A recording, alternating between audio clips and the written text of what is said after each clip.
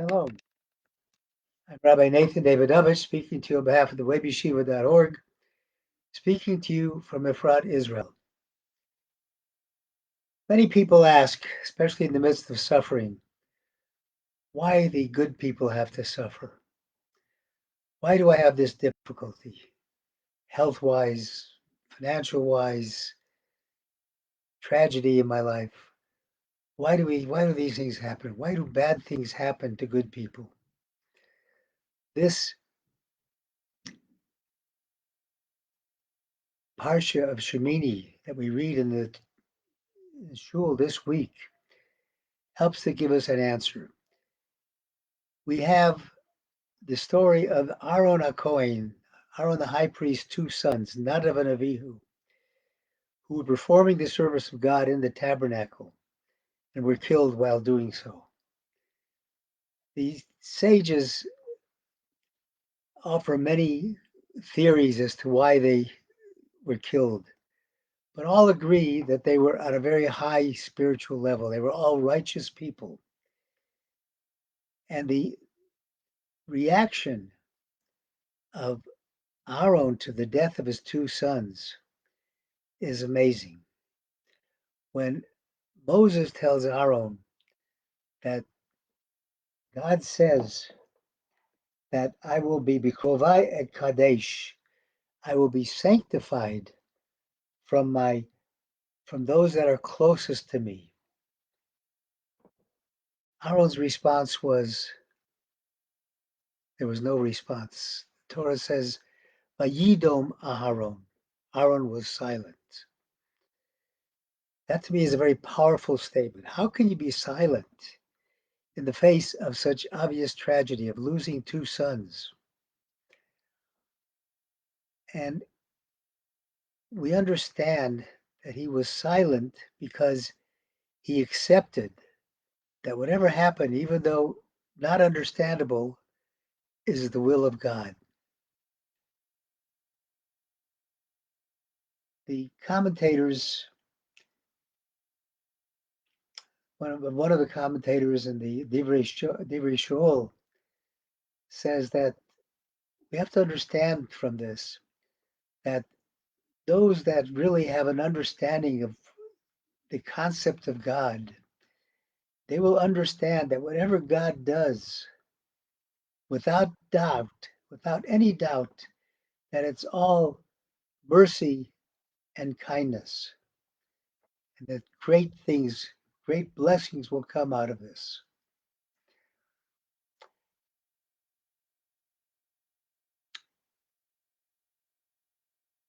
We know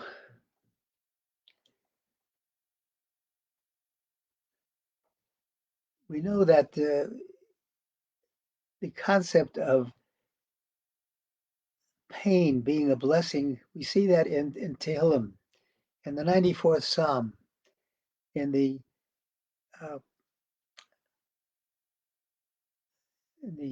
Psalm of the 94th Psalm, where King David says, Ashri HaGever Asher Tiasrenu Ka. Happy is the person to whom God gives suffering. Why is that? So we can illustrate this by a story that is told by Rabbi Melech Biederman. He tells a story that 80 years ago in Jerusalem, a young man died, leaving behind many young children. And the older daughter had to take care of these children. And 80 years ago in Jerusalem, it was real poverty. Real poverty. It was hard to even buy a little bread to eat.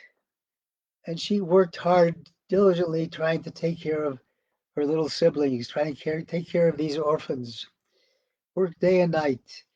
And it was so hard that one day she decided she would go ask this holy rabbi in Jerusalem, Rav Shlomka Amivol. She went before him and cried out her pains and suffering. Why am I suffering like this? And the rabbi, who was himself very suffering from shingles, listened to her, pour her heart out to him. And he then said to her, after waiting a moment, he says, "How much will you sell your troubles to me for? I want to buy them." She heard that and she understood. She understood that the sufferings really contained a blessing. And what the rabbi was saying, even though he was suffering himself, he wanted to get these sufferings because he understood that the greater the suffering, the greater the good that is in them. He said there's no greater business than that. And he says, therefore, a person should never despise, look badly, complain about their suffering, but understand that without doubt, great kindness and goodness will come from this, from Hashem. This concept is further illustrated by looking at the words. When Moses recites the fact that God is sanctified by those closer to him, Moses says, he says, Kirvu, su'es achechem, he says, draw near. And he's telling the cousins, the nephews of Aaron rather, to take the bodies out of the sanctuary. But he uses the word kirvu, the Hebrew word kuf resh beis vav. And that word has some unique musical notes on top of it. You know that the Torah is read with various musical notes. And this one has a strange note, a Talisha Gadola on the Kuf and a Gershayim on the Beit. And the two letters, Kuf and Beit, the numerical value of those two letters is 102.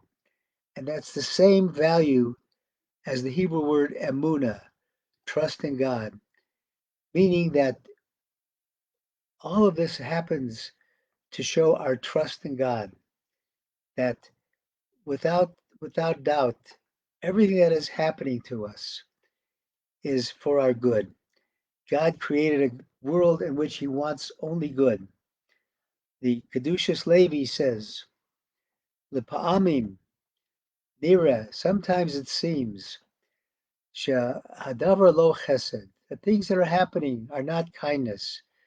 Avol basof, kisha nigmar hadavar, at the very end, therein we will see, ki hakol chesed, that everything was kindness, everything is love, everything is for our benefit.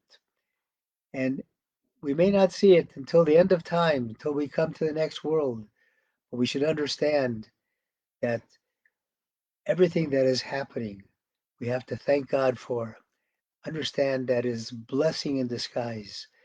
Sometimes we are fortunate to be able to see this blessing after a passage of time, as in the event of people who, without knowing it, have missed being in a dangerous situation and feel frustrated that they couldn't get where they were going, only to find out that had they gone where they wanted to go, it would have been terrible for them. They would have died. They find that out afterwards. Sometimes we can find things like that afterwards, but we have to understand, and with Emunah, with faith in God, we know that everything that God does to us, even though it may seem difficult and we're suffering from it, we have to understand that hidden within that is goodness. And with that, we'll be able to accept the difficulties of life, thank God for them, not complain about them, and understand that God is really blessing us. Thank you for listening on behalf of the webyeshiva.org.